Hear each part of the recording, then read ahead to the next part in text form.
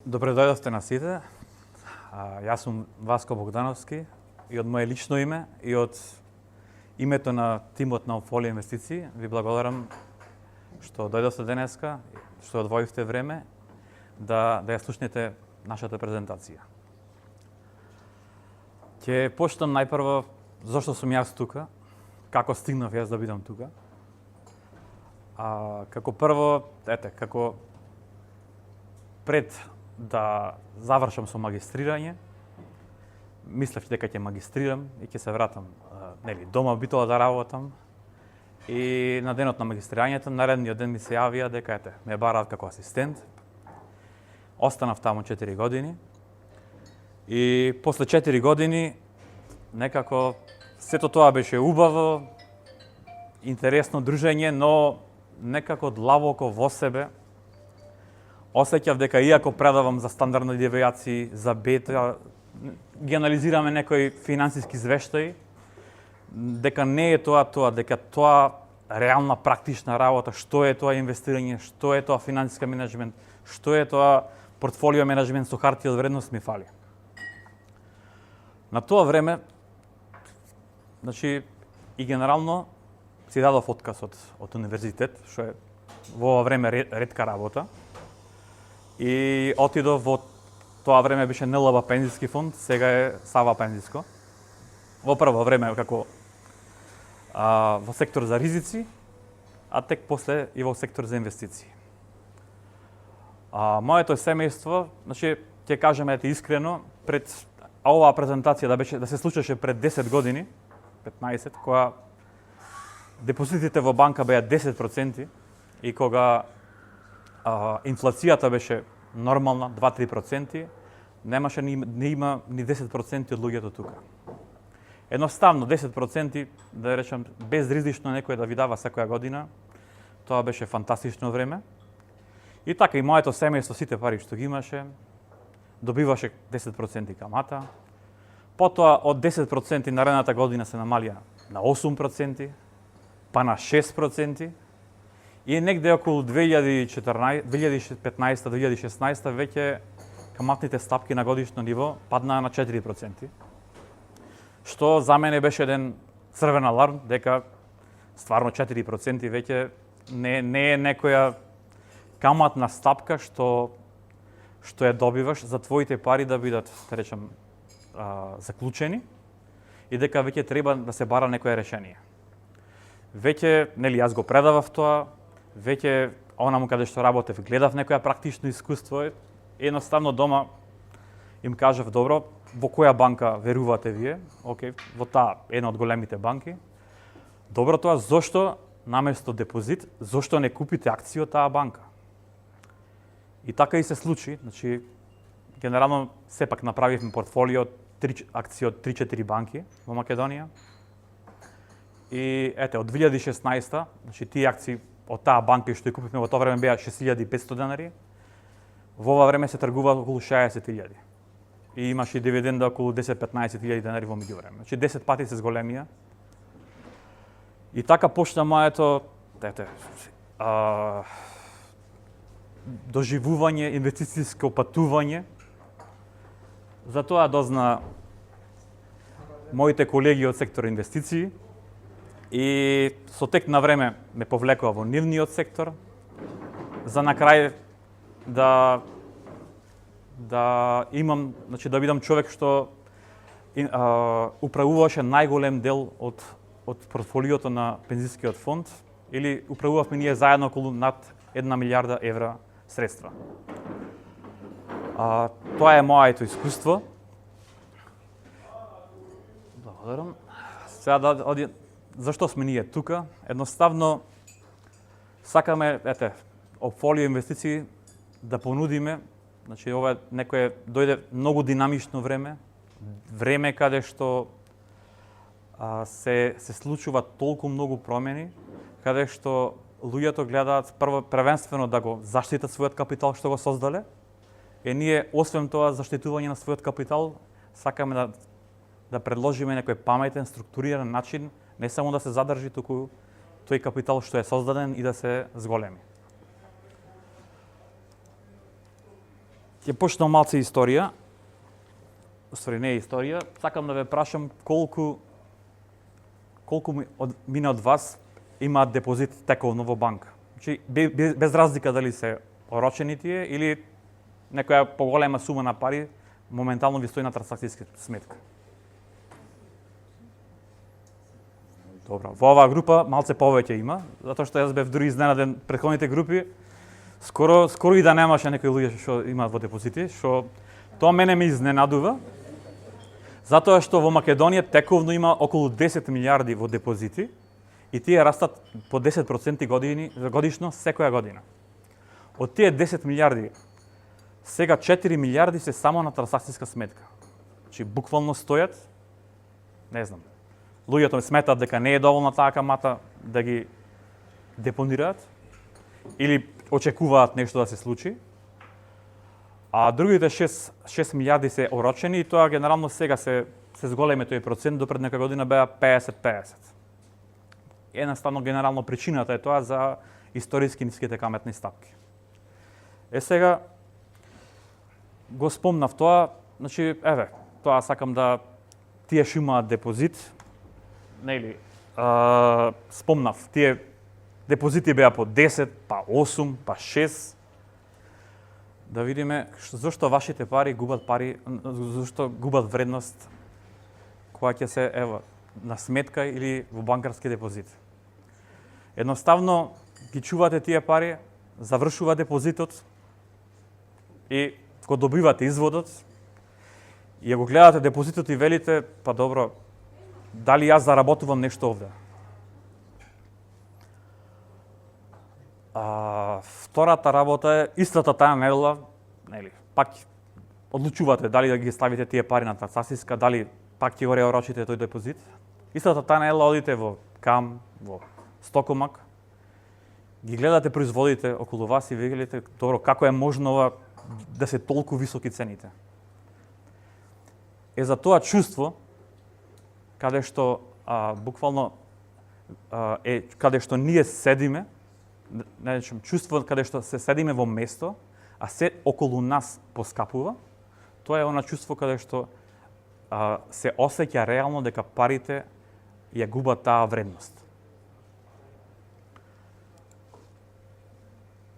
Генерално нас не учеа историски, нели, макарскиот депозит е врв на сигурноста и тоа е така, но како што гледаме има цена што се плаќа на тоа. А која е таа цена што се плаќа? Има два, да речем, проблеми. Првиот е инфлацијата. Инфлацијата е таков тивок, скриен непријател, кој ја намалува вредноста на нашите пари од ден на ден, од година на година. Значи, едноставно, нашите пари денес, со нив можеме да купиме многу помалку продукти или услуги, отколку што сме можеле да купиме пред 5 години.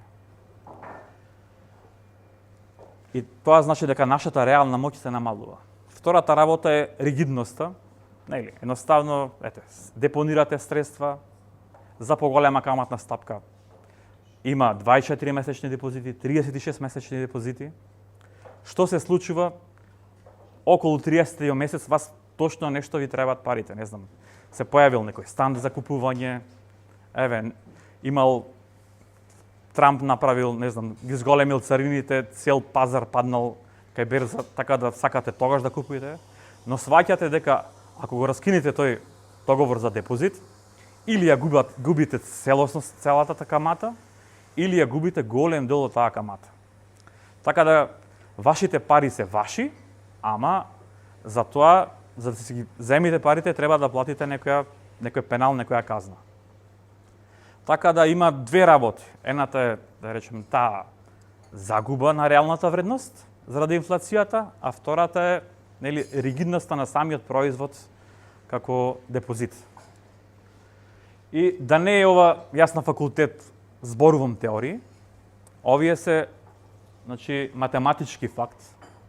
Овие се бројки од релевантни институции, значи од Државниот завод за статистика и од Народна банка. Значи, тие што сте позади, ако случајно добро не гледате, можете да ја скенирате презентацијата и да ги видите бројките. Значи, гледаме тука не една година, гледаме во 2012 е исклучок, каде што инфлацијата беше многу висока, но гледаме дека 5 години поред, ако се спореди инфлацијата и просечната каматна стапка, имаме реално негативен принос, реално губење на вредноста на парите. Што значи ова? Ќе дадаме еден пример. Значи, сте сакале да купите или да реновирате кујна на почетокот на 2022 и сте имале околу 10.000 евра за таа намена.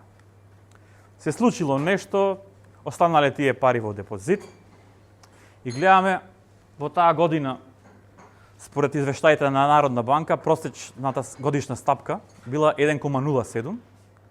На крајот на годината имате околу 10.107 евра. Значи, номинално цената на вредноста на парите пораснала. Но, гледаме дека во таа година имала 18,74% инфлација. Тоа значи дека таа иста кујна, што не сте стигнале да ја купите на почетокот на годината, сега таа вреди 11.874 евра. Значи, со истите пари, иако пораснале за 107 евра, вие не можете да ја купите кујната. Тоест, само во таа година, тие 10.000 евра, иако да речем не стоеле на сметка, биле депонирани, сте изгубили околу 1.767 евра. Или во овие 5 години вкупно таа разлика е околу 26%. Сега, прашањето ми е конкретно за тие што крај на рака дека имаат депозит, што е, дали на еден начин се имате помирено дека вашите пари и да губат вредност, тоа е, таму се сигурни, нема некоја друга опција. Кој од вас веќе, не знам, се помирил дека тоа е тоа? Добро. А другата опција е, нели, се зборува за берза, интересно е, има одредени, гледаме графици, расти берзата. Но од друга страна, нели, се помислувате дали тоа е можеби па малце комплексно, дали е ризично. Кој од вас си помислил генерално тоа?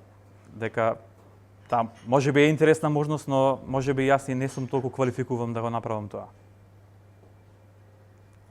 Океј.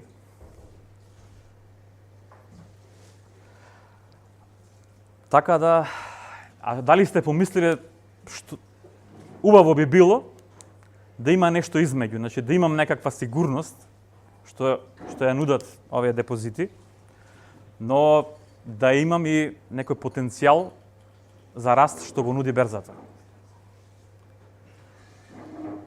Токму за тоа сме ние тука, значи генерално тоа решение, значи опрвим почнав кој е проблемот на еден македонски штедач, што го имаше овие претходните 10 години. Подосна ја спомнав дилемата што еден македонски штедач или инвеститор ја има, дали да остане во депозити, дали да почне сам да инвестира во берза. Значи имаме тука непријатни искуства на сите што почнале да инвестираат во 2007. Значи буквално скоро сите, во тоа време можеше да се инвестира во Македонија. Во 2007 сите што инвестирале, имаше некој надуен балон, пукна тој балон и им требаше многу години да се врати. Од друга страна, има многу позитивни искуства на оние што инвестирале од 2012, 2015, 2016 до и сега, да речем, до претходната година до сега. Значи, прилично во тоа време македонските акции прилично добро растеа и континуирано растеа. И ако ги прашате тие кои почнале да инвестираат, ќе ви кажат дека имаат добро искуство на берза. Така да тие се субјективни и различни искуства во зависност од тоа кога инвестирале. Решението како инвестицијски фонд е нешто што треба да представува мост, значи стабилноста и сигурноста што ја даваат депозитите, но и потенцијалот на берзата. Значи, сакам да го кажам дека тоа е не само ние инвестицијски фонд, сметам дека во претходните 5 години подобро е тие пари да биле и во кој било и најлошиот инвестицијски фонд, отколку да биле генерално во депозит. Што даваат инвестицијските фондови, ние што планираме да даваме? Прво, професионално управување со тие средства. Значи, со вашите пари ќе управуваат генерално луѓе што учеле за тоа, имаат специализации, искуство, сите имаме над 10 години, некои над 15-20. Не само искуството и знањето, туку буквално и мајндсетот. Значи сме поминале веќе 3-4 пати каде што пазарот паднал минус 30, минус 40, минус 50%. Знаеме како се случи тоа, знаеме какво било тоа, како се случи, што сме чувствувале, така да сме ги преживеале тие моменти. И втората работа е широка диверзификација. И со најмилиман износ од 1000 денари или 10.000 денари, 100.000 денари, кога ќе купите удел, вие купувате дел од 30-40 компании. Че тие 30-40 компании прво се во различни земји. Од Шведска, Швајцарија, САД, Чиле, Јапонија.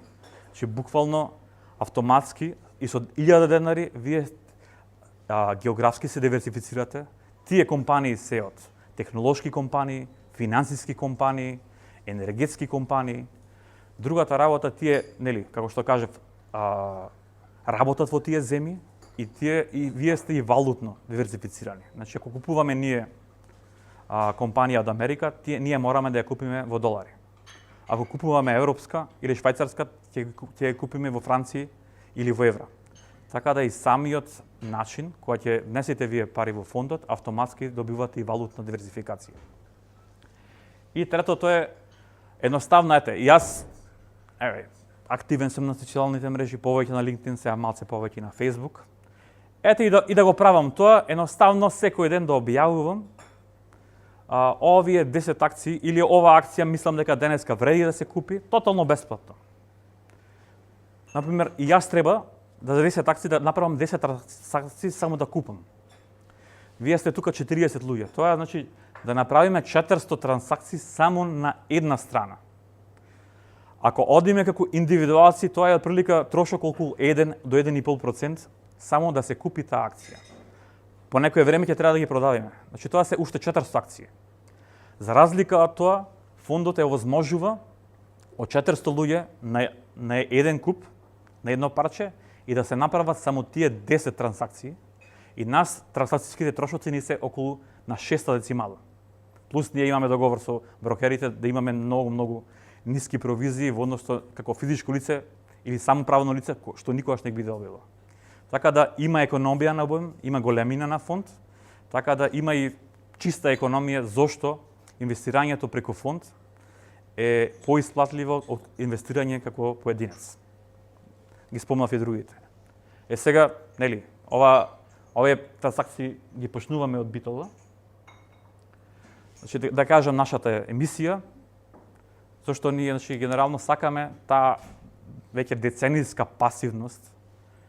Сакаме секој штеда, не секој, штедачите, пасивните штедачи да ги претвориме во информирани инвеститори. Тоа ни е наша мисија, ќе пробаме да го направиме тоа, баш преку на ваков начин, преку целосна едукација, презентирање на реални, значи факти од институции и она што го гледаме ние историски како се случувало.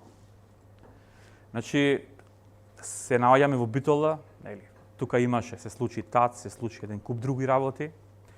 Така да првата работа, кога и да присуствувате на некоја презентација на финансиски продукт, е како тие пари првенствено се безбедни.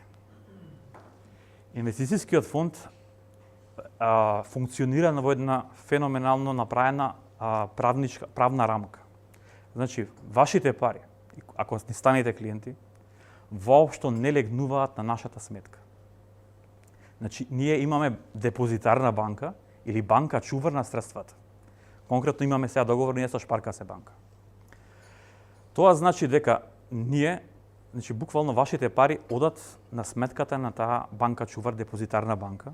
Ние имаме договор со неа и само ние имаме можност да управуваме, а не да ги поседуваме тие средства. Значи ние можеме да ги кажеме на банката да се купат одредени харти од вредност, кога да се продадат. Исто така, тие средства се одделени од нашиот имот. Значи, не дај Боже утре и Офолио инвестиции да пропадне, тие средства се одделни од нашата компанија. Значи, тие средства утре може да се исплатат сите инвеститори или па може некоја конкурентско друштво да ги управува. Крајна мера, дури да и се случи нешто на банката, замислете на Шпарка банка, исто, овие средства се одделни од билансот на банката. Така да, значи, што и да се случи, овие се одделни и од фирмата што ги управува и од фирмата што ги чува. Тоа е многу битна работа, затоа што така е поставен системот, некој и да сака да ги злоупотреби тие, не може. Значи, таква е поставена рамката. Значи, ние имаме софтвери, што пресметуваме тој имот наш.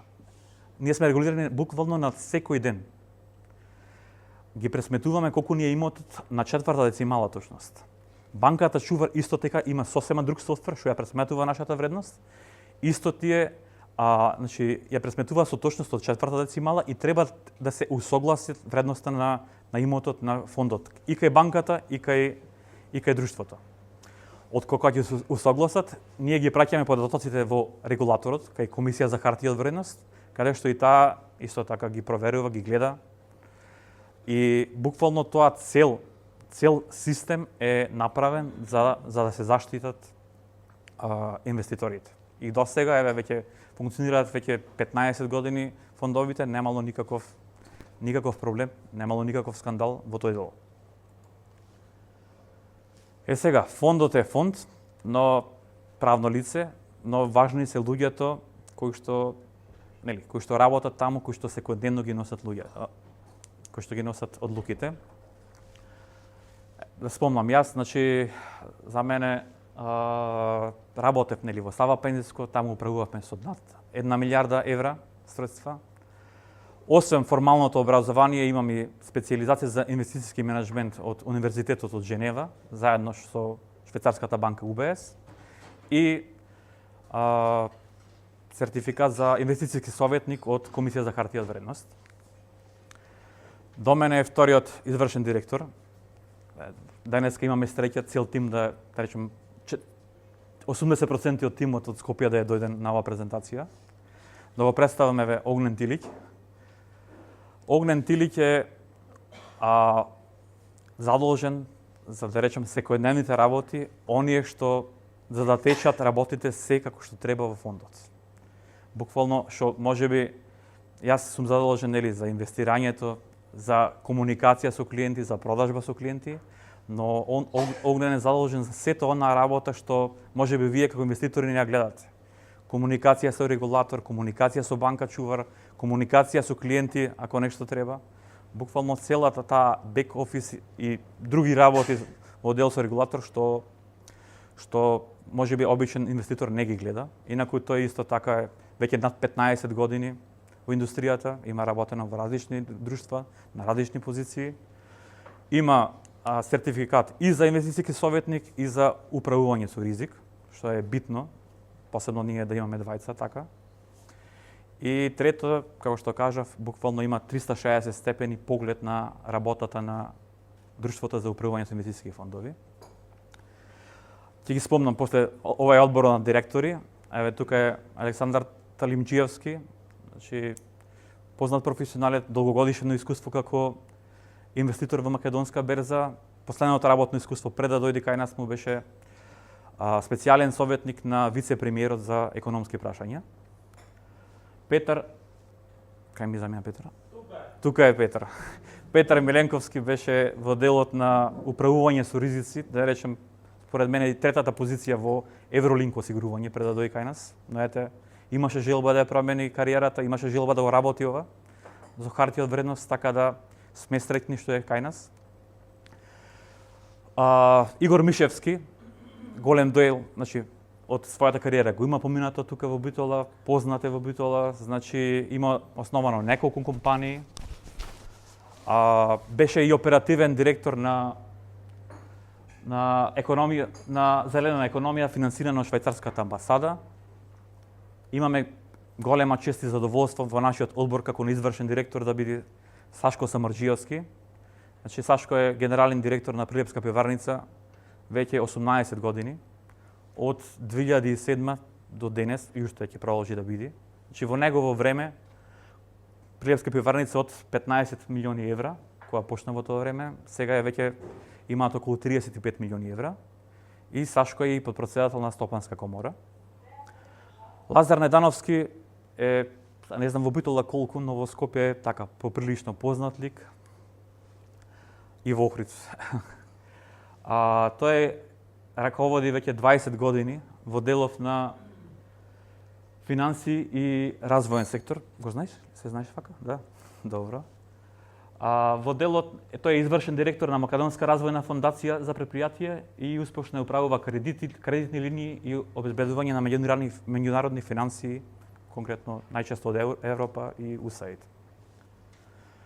Генерално тоа е вакав, дека не сум само јас там, генерално се уште јас сум како лицето на фондот, но сето тоа со тек на време ќе се запознавате со сите други.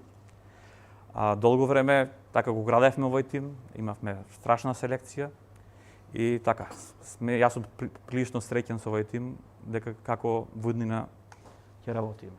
Океј. Што е нашата понуда? Зошто сме ние тука? Значи ние имаме 3 продукти. Сега за сега. Ова е Opfolio паричен фонд.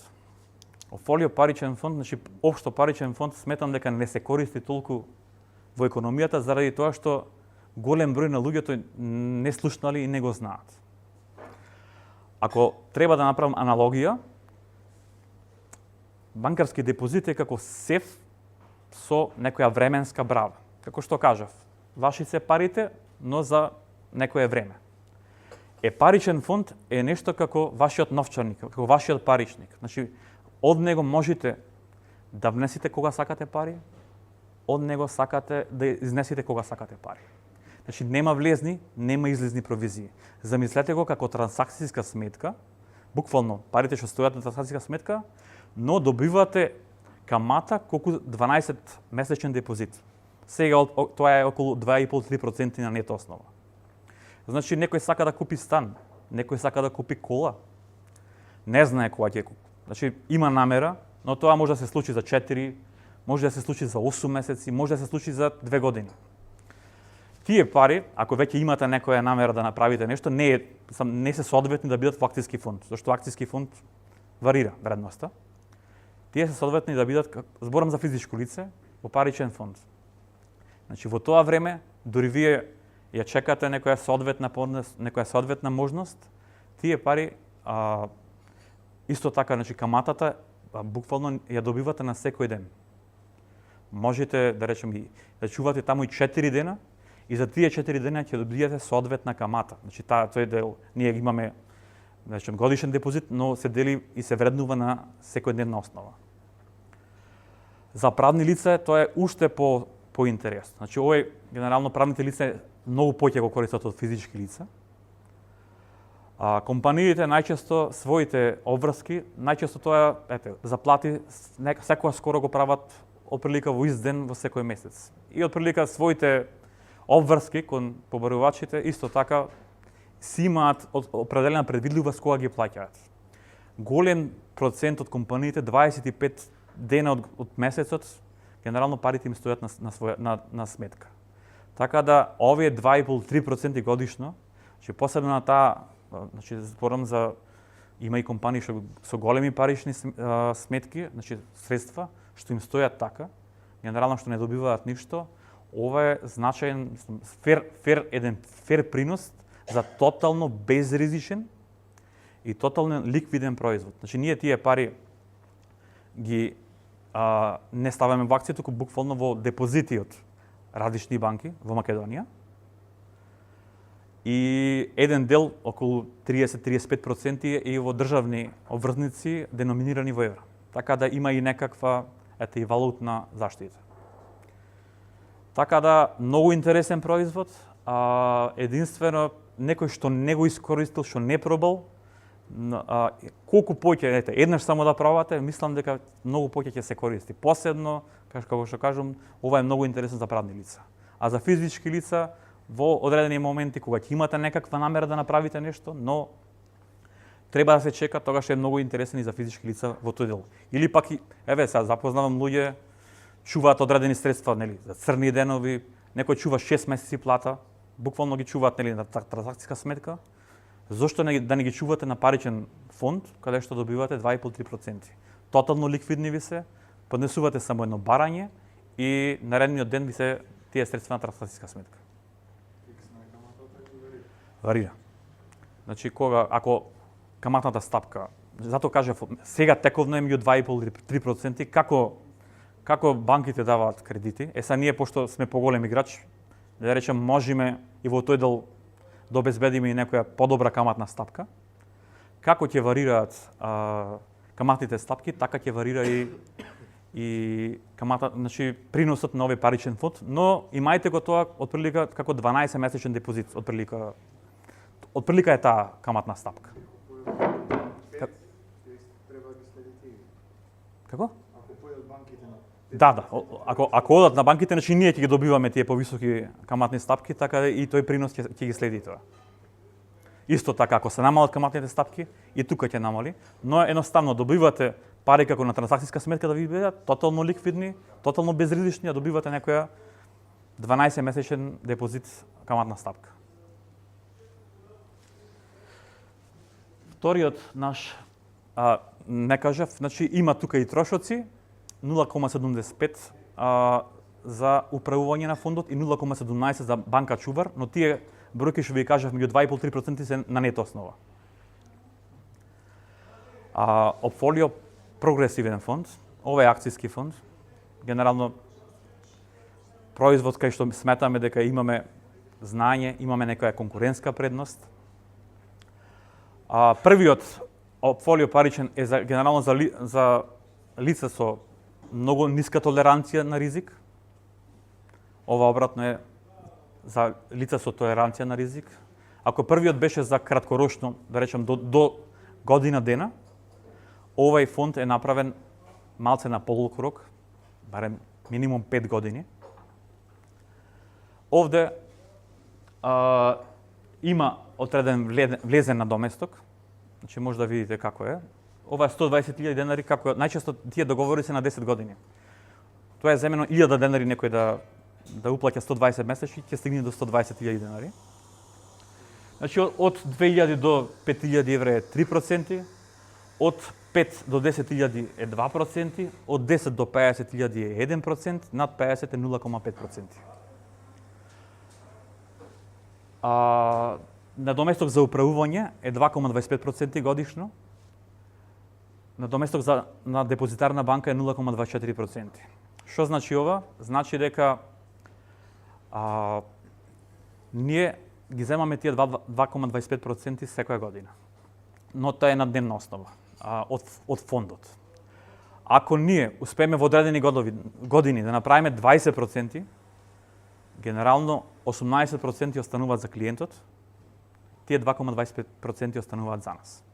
Што е различно, например, ете од банка, ако вие добивате 2%, банката успее тие на еден начин да ги оплоди тие средства и да направи 20%, генерално пак вие ги добивате 2%, банката си го задржува тој дел од капиталот. Но ќе има и години кои што ние ќе имаме и минус 3%, повторно тие минус 2% ќе одат кај нас. Но нашата цел, реална цел, значи не оптимистичко сценарио, е отприлика тие средства што ќе се вложат, да речем сега, да се дуплираат за некои 7-7,5 години. Значи ако се стават сега 100.000, тогаш да станат 200.000. Се стави сега милион, тогаш 2 милиони. Имаме излезен надоместок 2%. Што е тоа? Значи намерно го имаме ставено тоа. Зошто го ставаме тоа? Значи ова е долгорочен продукт. Не сакаме да има влези и излези. Значи не е толку ние дека не можеме да го обработиме барањето, колку што ако многу луѓе често го прават тоа, не знам, купат удели, па утре продават удели, едноставно ние ќе треба да чуваме 5 до 10% кеш за да ги сплатиме тие луѓе, а на тој начин ги оштетуваме другите инвеститори што се долгорочни. Така да има 2% до првите 2 години. Ако некој ги остави тие пари повеќе 2 години, нема излезен надоместок. Еве, отприлика како изгледа тоа. Реален пример. Еве, ова е илустративен пример, 600.000 денари. На 600.000 денари се плаќа влезен надоместок од 1%.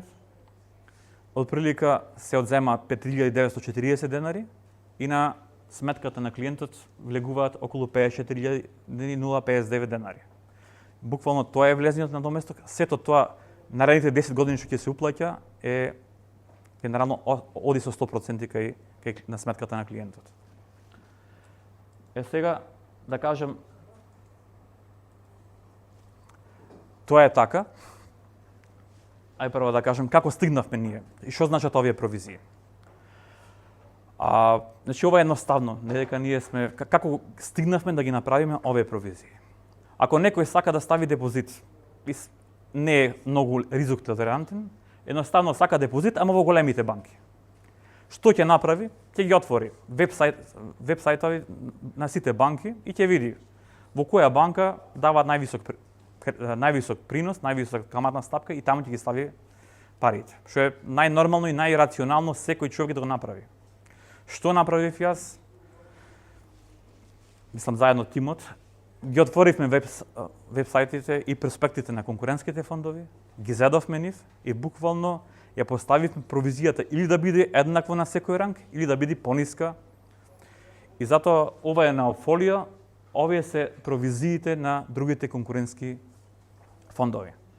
Сакам да кажам дека за ова од 600.000 денари или 10.000 евра, кај конкурентите најголемиот фонд наплаќа 5% или околу 30.000 денари. Сакам да кажам зошто сте вие тука. Јас генерално скоро со сите вас имам некоја приватна историја. До нова година Одборот на директори донесе одлука од наредната недела до нова година овој влезен надоместок да е нула. Значи, сега го правиме сега и никогаш повеќе. Значи, ова што гледате 5.940.059 ќе биде значи 5.940,59 ќе биде нула. Буквално тие 60.000 денари ќе одат 60.000 денари. И така, мислам дека е многу како добра понуда и дека треба да се искористи до крајот на годината. Извинете, имам едно прашање. Ајде. Јас сум например како капиталното лице. Добро. Книжи ова инвестиција. Како би се искнижила книговодствено? За паричен или независно? Независно. Значи ставка се книжи, кој да речем данокот, не ми е баш тоа јасно како било. Вака, ако купи удели, да речеме од акцијски фонд, може и правно лице да купи и странски лица да купат. Ако со македонскиот, ако ги чува над 2 години, не плаќа данок на добивка. Може да ги книжи, ајде. Вака значи за правни лица данок на капитална добивка нема, што значи дека дополнителни даноци на заработката од вложените средства немате. Тоа е, инаку се книжат, значи тоа се останати вложувања во хартии од вредност конто 1700-500 од прилика така оди. Да. Океј. Фактички да се даноча со 10% на капитална добивка, така? До 2 години. Ако Над 2 години е продадат нула. во рок од 2 години од текнувањето на акциите. Да. Видите, мислам тоа, на другите групи ми го прашаат прашање, тоа Македонија има многу проблеми, но има една од најдобрите даночни политики. Во сите земји, јас разговарам со македонци од Австралија, од Германија, од Данска, од Холандија, буквално таа капитална добивка таму е над 30-40%. И до 50 во Германија, значи пола како се Значи, пошто ние сме нели тука во Битола, скоро и да немаме некој што нема роднина во Австралија, значи 35.000 буквално идат секоја година. Нема подобро. Ние ги купуваме истите акции, не купувате од Македонија полоша по квалитет акции од Microsoft, отколку од Австралија. Значи ги купуваат истите акции. Но рачунат, значи не збораме за една година ние ќе направиме 8% па 40% ќе се добиват. Збораме за некој ќе инвестира 20 години. Тоа се 1600%. На 1600% 40% е страшен голем. Зборуваме за 700% данок да плати. Така да, ова е многу, значи, супер е како производ и за македонци, но уште подобар производ е за македонска емиграција, кој што може генерално да си ги префрли пари на македонска сметка и да си уплати во фондот. Така да, имајте оваа информација и може да ја споделите со пријатели и роднини што се во емиграција. Океј, сега работата е добро, што па вие? Значи, океј, тимот е тој, како ги наоѓате вие тие компании? Сега. Работата е дали некој од вас може да замисли колку акции котираат општо на светските берези? Колку компании котираат? Некоја бројка, не знам, 1000, 10.000 на светско ниво. Колку? 200.000, близко си. Близко си. Некој друг? Да видиме кој е најблиско од сите.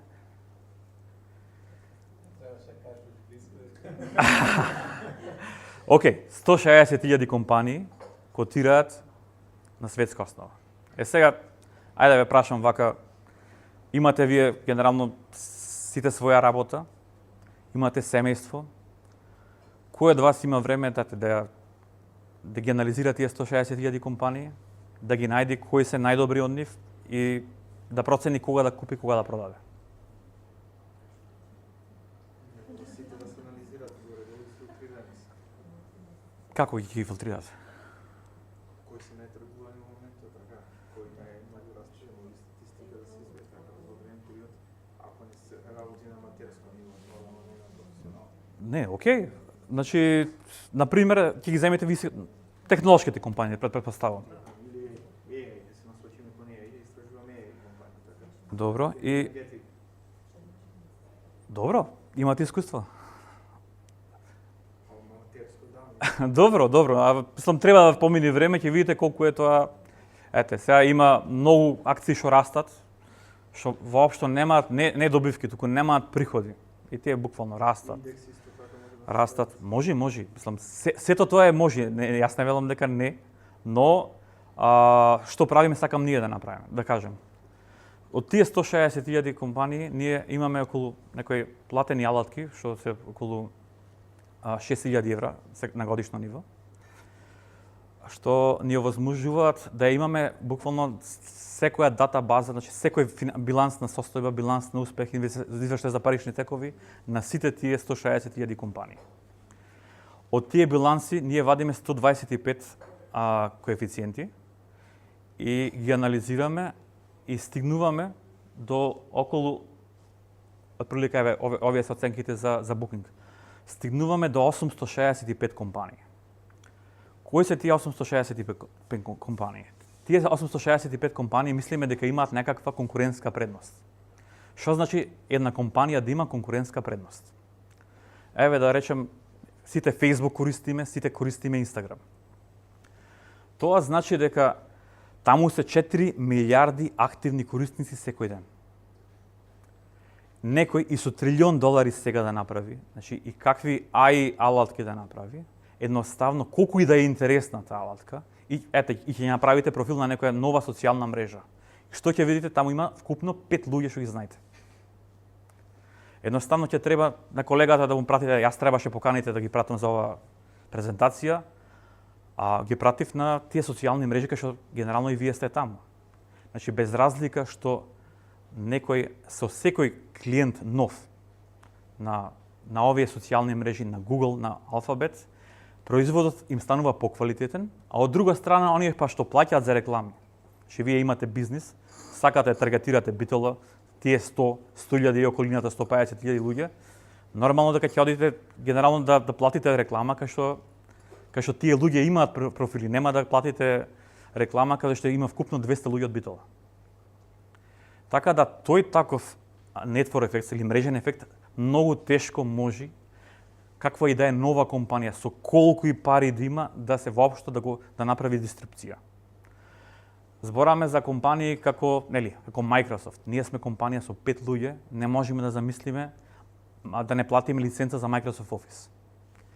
Значи, ете, претходната компанија беше со 50 луѓе. Исто, скоро е невозможно едноставно да каже компанијата од утре Office не користиме, едноставно ќе користиме некој друг производ.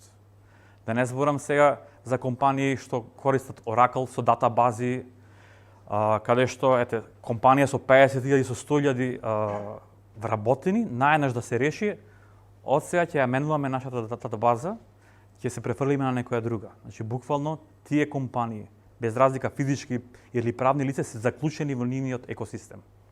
Исто, голем дел од портфолиото, околу 2/3 ќе ни биде во компании, да не речем кои што светот зависи од нив.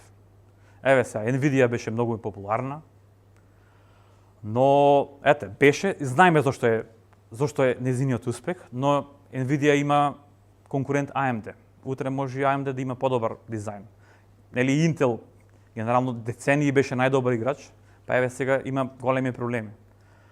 Ние го размислуваме тоа дека и трите компании, кои да е најуспешно тие три компании, на крајот сите тие произведуваат во Taiwan Semiconductors. Значи со купувањето на акции од Taiwan Semiconductors, буквално вие кој да е победникот од тие што дизајнираат чипови, на крајот ќе оди и ќе произведи чипови во Taiwan Semiconductors. А Taiwan Semiconductors пак купува машини за да ги произведи тие чипови само од една компанија во светот, од ASML. Значи буквално ако тие две компании не постојат, буквално сето она што го имаме ние како технологија би било едно 20 години наназад. Во финансиски сектор, значи има еден куп финтех, нови диструпции се прават, SoFi, Adyen, и на крајот што се случува повторно тие прават некоја соработка со Visa и со Mastercard. Значи нема банка во Македонија што нема Mastercard и Visa. Значи 450.000 банки се поврзани на нивната мрежа. Колку сака некоја нова компанија и колку пари да има, и колку квалитетен менеджмент да има, многу тешко може да направи диструпција на Mastercard и на Visa. Не сакам да кажам дека нас 2/3 од портфолиото ќе ни биде во компании што буквално светот зависи и функционира врз основа на нив компании. Кажав за тие 865 компании. Сега, што правиме ние? Сакаме уште повеќе да дадеме. Значи, ги одбираме топ 10% од тие. Одбираме само 80 компании. Значи, тие што имаат највисоки оценки од тие 865 компании, се задржуваме на нив и ние буквално од тие 80 компании, за сите имаме анализа од 15 страници, знаеме што работат, кој им е менеджмент, каква им е предвидливост на приходите, каква им е предвидливоста на нето добивката, на паричните текови, дали имало некој скандал во компанијата, дали сменуваат често сметководствени стандарди, начин на сметководствено книжење, дали како е нивната акција. Океј, сакаме да знаеме супер е компанијата, но колку плаќаме за таа акција? Дали е сега подценета таа акција, дали е преценета? Таа компанија какви надворешни ризици има? Дали има регулатор? Дали, ете, допред некое време Алфабет, иако толку доминантна, буквално заради опасноста да биде разделена, буквално цената на акцијата многу време беше под ниво. Ако има одредена компанија регулатор, секогаш има потенцијал за одредена казна, за одредена антимонополска тужба, и секогаш тоа мора некој, да речем, да го квантифицира тој ризик. Видовме Taiwan Semiconductors има геополитички ризик, не се знае некојаш. И сега, ако видите кај нас, првите три оценки на квалитет се 90, 90, 90, но кај ризиците за последната акција е 10. Значи, правиме ние точно буквално за секоја компанија, секоја нова вест, секој квартални извештаи, тие компании буквално ги знаеме кои не интересираат, и од тие 80 на крај избираме 35-40 компании, кои што тотално сме, и каде што има оприлика симетрија, каде што сметаме дека таа компанија во најлошо можно сценарија има незината акција уште 10-15% да падне, но можноста да порасне од тука во однос на фер вредноста на незините акции е околу 70-80%. Тоа е нашиот начин што ќе ни овозможи, значи само тие 80 акции, значи ги тргаме сите еден куп, мислам 159.200 други акции кои што потенцијално сметаме дека се многу поризични отколку овие 80 акции. Затоа што овие ги гледаме да немаат долг, да има врвен менеджмент, што растат, значи што нема скандали, што има некое искуство, долгогодишно искуство и што ја растале компанијата долги години. Значи, не сакам јас да се правам најпаметен ни по мојот тим, едноставно што правиме? Ја добиваме од 6 различни дата провайдери и буквално ние само ги анализираме. Значи, ако 6 различни инвестицијски куќи што постојат 40 години, кои што имаат вработено 30-40 илјади луѓе, потврдуваат дека одредена компанија е добра, тоаш нашиот субјективизам е многу намален. Значи, нашата можност за грешка е многу намалена. Втората работа е 10 години го градевме и го развивавме и го тестиравме, а се вика Opfolio Invest. Opfolio Radar ни помага тој модел за да ги селектираме кои компании во кои да инвестираме. Овој софтвер ни помага во која компанија од кои ќе ги селектираме колку пари. Дали да ставиме 4%, дали 1,5%, дали 3%. Има корелација помеѓу цените на овие акции и тој ја прави она Нобелова награда за креирање на оптимално портфолио. Зошто е ова потребно? Значи, се случуваат COVID, која пазарот падна 40% за еден ден. За 2-3 дена.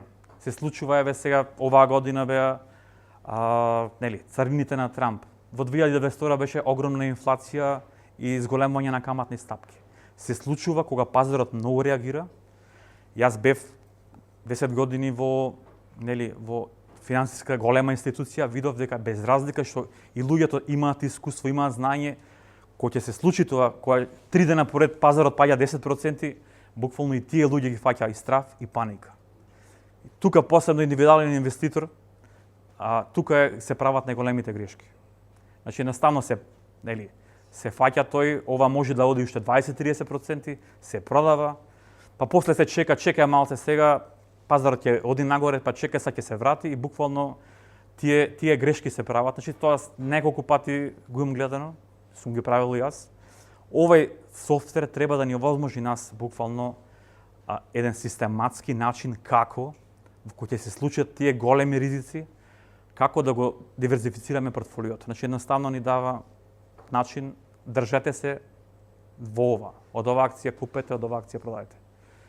Генерално го куриравме конкретно баш во тој дел за управување со ризикот.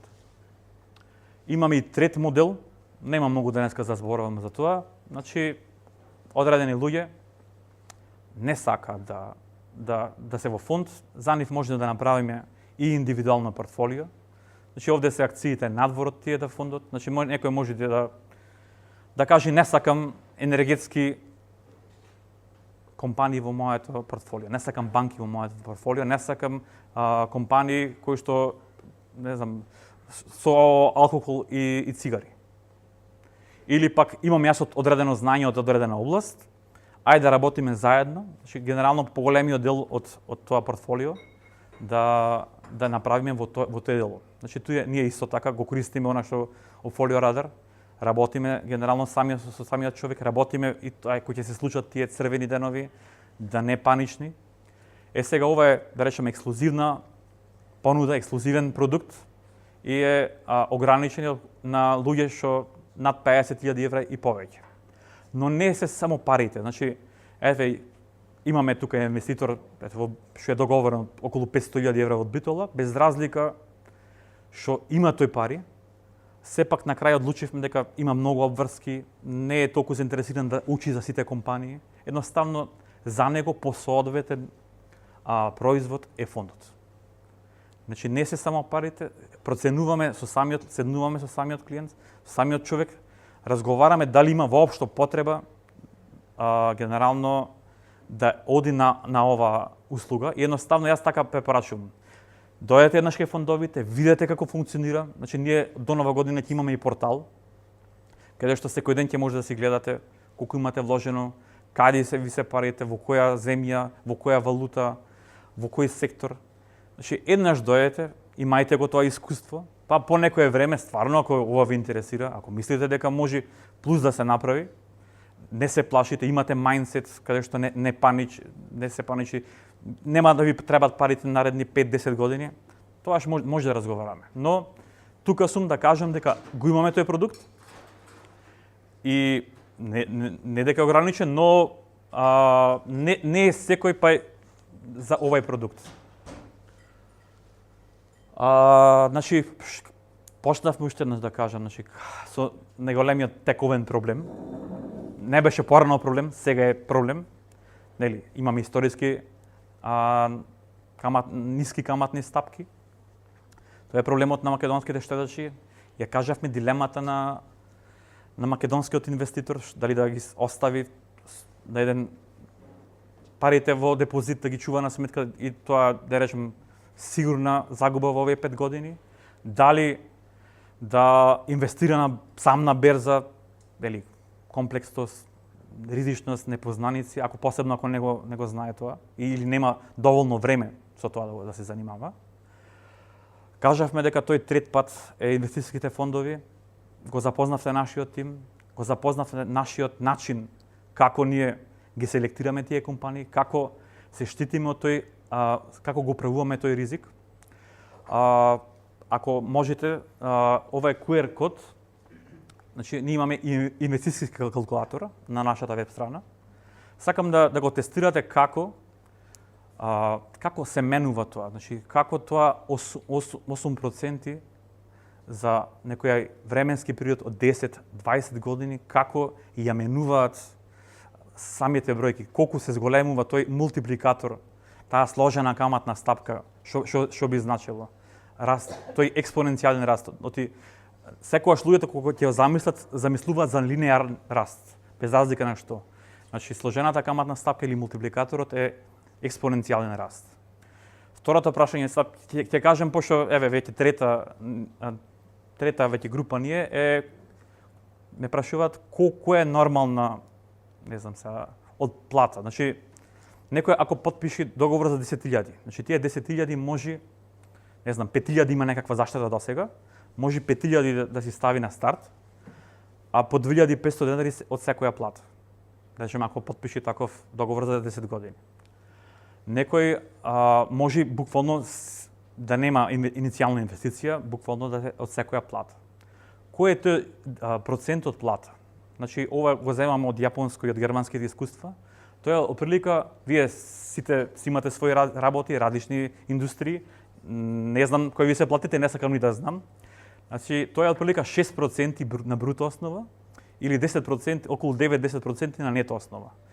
Тоа се смета дека е соодветно, значи да не загубите од животниот стандард, од стандардот на живење, но да е доволен да направи разлика со тек на време. За деца и за внуци, исто, вчера заборав да спомнам, значи може детето или внукот да има своја сметка и таму да има уплаќачи мајка, татко, една баба, едно дедо, друга баба, значи може едно лице да има повеќе уплаќачи. Така да нема сега да го тестираме, едноставно проверете го дома, видете како е разликата. Можете да тестирате и две верзии, што ако ставам по 3.000, ставам по 5.000, колку ќе се смени таа разлика, колку приноса се менува. Можете да го скенирате тој QR код, тука, ќе го вратам, а можете и да влезете на folio.mk, имате како калкулатор и да го тестирате.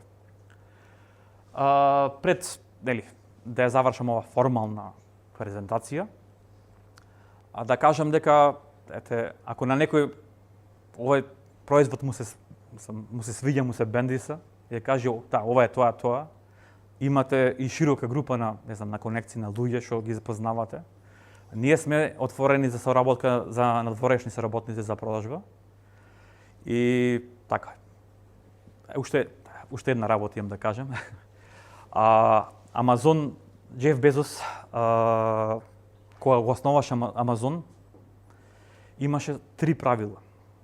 Кажа дека секој негов клиент, секој негов потрошувач, не во 2020 или во 2000-та, не во 2020, во 2100 година ќе сака најефтин производ, најголема селекција на производот, значи најголема квантитет на избор на производи, и ако може, тој производ што ќе купи да му стигне денес. И тој Амазон почиваше на таа филозофија, и еве и денеска е Амазон она што е. Значи, скоро нема друга компанија кој што има најниски производи, кој што има најширока палета на производи и кој што може да обезбеди за ден да стигне порачаната стока. Кога ја замислувавме ние понудата, која ни е понудата, што е она што еден инвеститор нема само сега ова година да го сака, туку ќе го сака и за наредни 10 години, за наредни 20 години. Значи сака еден инвеститор највисок принос што може. Ние немаме сега и се уште историска каде што можеме да ви кажеме еве ова е нашиот принос, но јас го презентирав кој е како ги носиме ние одлуките, кој е нашиот инвестициски процес. И верувам дека тој така разработен, мислам, е еден од најдобрите не само во Македонија, многу пошироко. Пошто јас знам прилично индустријата и на Балканот и малце пошироко. Секој инвеститор сака најниски провизии. Ги видовте провизиите во нормални околности дека се најниски во индустријата, на сите нивоа. Како што кажа да ја подсетам, до 31.12 е влезната провизија е 0 и секој инвеститор сака транспарентност. Еве, да споделам, генерално имаме ние конкуренти, но до сега беше отприлика едноставно дајте ни ги парите нас, ние знаеме што да правиме со нив. Видов еден конкурентски фонд, последната објава на LinkedIn на Facebook е за Нова година, кај што нели честитат Нова година. Буквално јас, не знам, тие што ме пратат конкретно на LinkedIn и на Facebook, буквално јас сакам секој наш клиент, секој наш оној што ќе купи удел, во иднина да ги знае тие топ 5, топ 10 позиции што ги имаме, тие компании. Значи не дека вие треба да ги знаете па сега, но ќе се потрудам да ги знаете. Зошто? Ние кај се вашите пари? Зошто се вашите пари таму? Ќе ги презентираме кои се нашите победници, но и оние кај што ќе сгрешиме. Сакам да ја знаете одлуката, кога сме ја донесли одлуката зошто одредена акција сме купиле, што сме мислеле за таа акција. И тоа ќе сме многу транспарентни. Со самото генерално вклучување на фондот ќе бидете вклучени во одредена Viber група, каде што ние генерално ќе ги комуницираме сите промени, сите наши размислувања на многу чиста основа. Така да тоа е она што е нашата стратегија и она што сакам да ви остане, значи дека имаме ептен добро разработен процес што ќе се држиме до него, имаме најниски провизии и дека ќе бидеме најтранспарентни. Сега отворам тука за прашање. Можноста?